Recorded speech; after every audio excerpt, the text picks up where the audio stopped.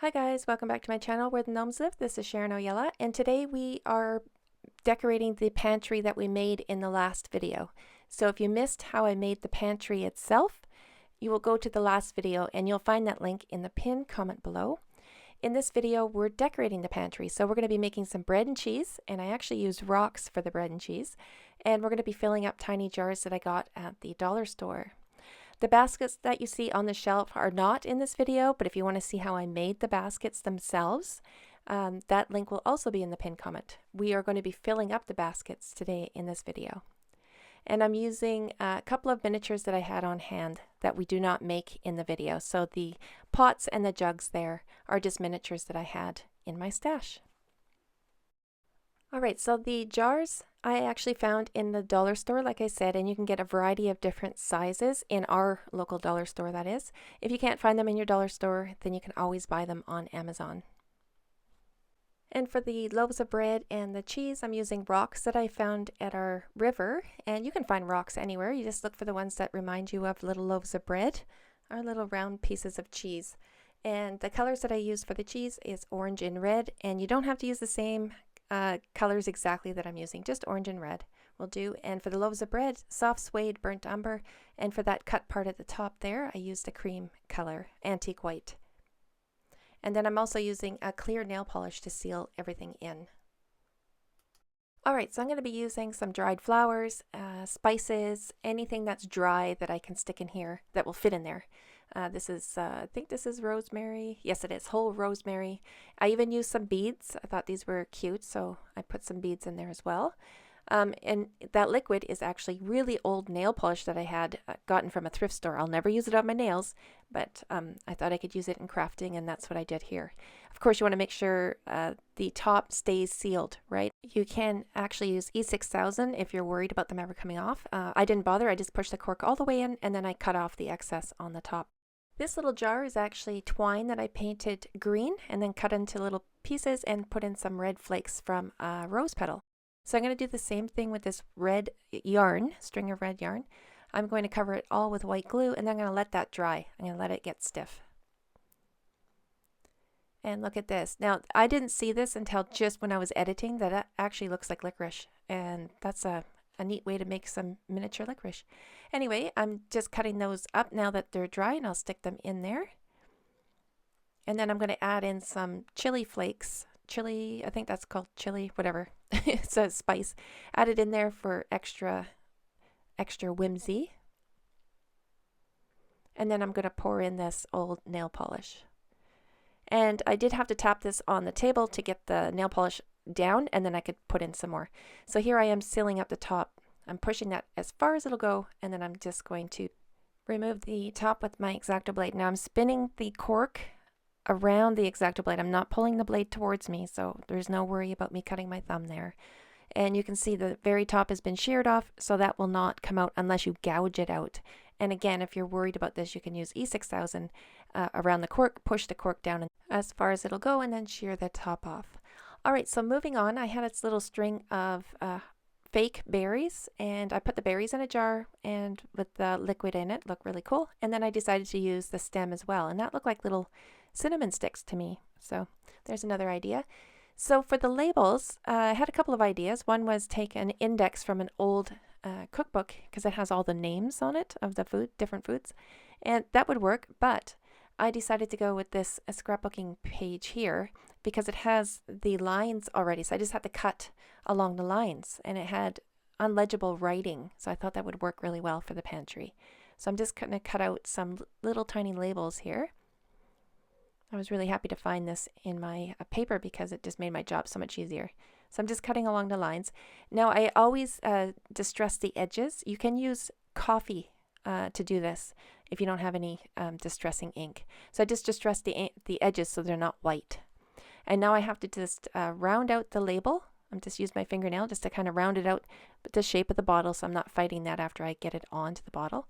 And then just glue along the whole surface of the label, and then just stick it in place. Now I did the first one, then I used the first one as a guide for the second one. So they all have the same height of the label. So every time I put a label on, I had a jar beside it, so I didn't have to guess. So let's take a look at some of these jars I put together. So this is the twine again that I colored green, and I thought that looks so cool. And then some of those beads beside it. And this one is the red yarn with a little bit of chili flake in there. And that just looks so yummy. Really good stuff there. And really simple to put together. I mean, you can use anything. You could actually use pine needles and things from the yard if you don't have any spices on hand. Speaking of pine needles, I actually made these little tiny baskets out of long pine, I think they're called pine needles, and I did it all on video. So if you're interested in seeing how I put these baskets together, you'll find that link to the video in the pinned comment below. So I'm going to use up, I think, about 4 or 5 of them here, and I'm just going to line 3 of them with some fabric. So I just found an old piece of fabric and I just hot glued that into place, and just cutting off the excess here. And then once that was lined, I'm going to put a little bit of hot glue at the bottom, and I'm going to pour in whatever I'm using, and that was some of those beads again, the ones that I had taken off that string that's sitting there right beside it. And then after I push those into the hot glue, I'm going to use some tacky glue, pour that on top, and then I'm going to put some more beads on top. And again, this is all very, very simple to do, and it looks great. This one here I used whole cloves. They smell delicious. And they look great lined in the basket here. I just pushed them all into some hot glue. So how easy was that? That looks so awesome. So next I'm going to use some rocks that I gathered at the river. And these 3 here, I thought they looked kind of like potatoes. So instead of changing the color, I just going to paint them all with that clear nail polish. I had already done one there. The darker one was already done. But I thought I'll just paint them inside the bowl. So I just put some hot glue there and then put them where I want them, and then now I could just paint on the nail polish. The nail polish is going to make them look dark, and it'll keep that color. So I thought they look like something you'd pull out of the garden. And I had a couple of miniatures on hand, like this little bowl. I don't know what it was for, but I also had these little sticks. I also don't know what those are for, but I cut one down. I could have used a matched stick if I didn't have a stick like that one, and made it look like one of those spice crusher thingies. And this was a piece of doily. It actually was a big doily, and I just cut the star out. And I'm going to glue that right onto the shelf, and then I'll glue the basket right on top. So let's move on to the cheese and the bread. I found a picture on Google of a bakery, so I'm going to use that as reference for color and things. And the next thing I want to do is get the rock to stick down, and I'm going to use candle adhesive. I found this in a thrift store. You can use hot glue as well, because hot glue isn't permanent, right? I just want to keep the rock down while I paint it, so I'm just going to stick a little dot of that underneath and stick it on top of a piece of cardboard, and now I can just paint that and not worry about getting it on my fingers. And starting with the cheese first, I had to do about 4 or 5 coats of that orange paint, of course letting it dry in between. And then from looking at that picture, I could see that there was a little bit of red on top of the orange part of the cheese block. So that's what I'm doing here. I'm just going to dab it around here and there just to make it look a little bit more realistic. And then once that was dry, I took the index from that cookbook and I cutting out the word cheese. And I'll attach that to the rock using tacky glue. And then for a more realistic look, I took a piece of saran wrap and I'm just going to put that over the rock and then twist the underside of it. Twist, twist, twist. Cut off that twist, and then I'm going to burn it just to seal it in so the saran wrap doesn't come apart ever. And there we go. Got a little block of cheese made from a river rock. I love it. It's so cute. And then my next rock, I'm going to use soft suede and gave that a couple of coats. Once that was dry, I'm going to dry brush over burnt umber, and then it'll look like a multi-grain loaf of bread. And then once that was dry, I did the same step using a cream color just to lightly give it a dusting of flour. And once that was dry, I sealed it all in with that nail polish. And for the next one, it was painted soft suede again, a couple of coats. Once that was dry, I painted across 3 lines with burnt umber. And that looked pretty cool. And then I sealed it all in with that nail polish. While the nail polish was still wet, I sprinkled on baking soda over top. So the baking soda would just kind of settle into that nail polish and give it a light dusting look. And that turned out really good. For the next one, I made some texture paint using baking soda, and I mixed quite a bit of baking soda in there. You can Google how to do that. You can also use baby powder if you don't have baking soda.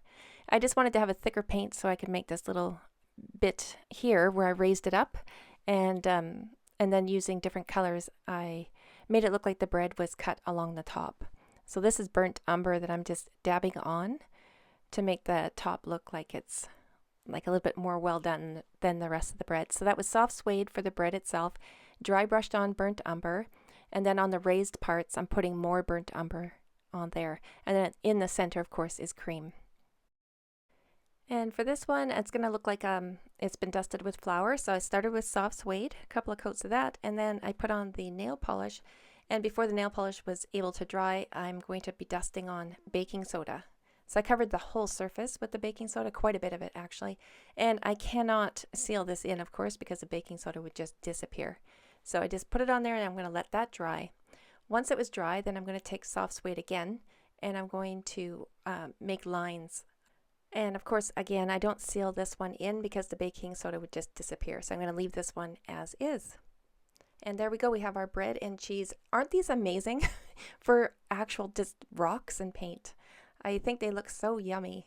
So let's take a look at the pantry now.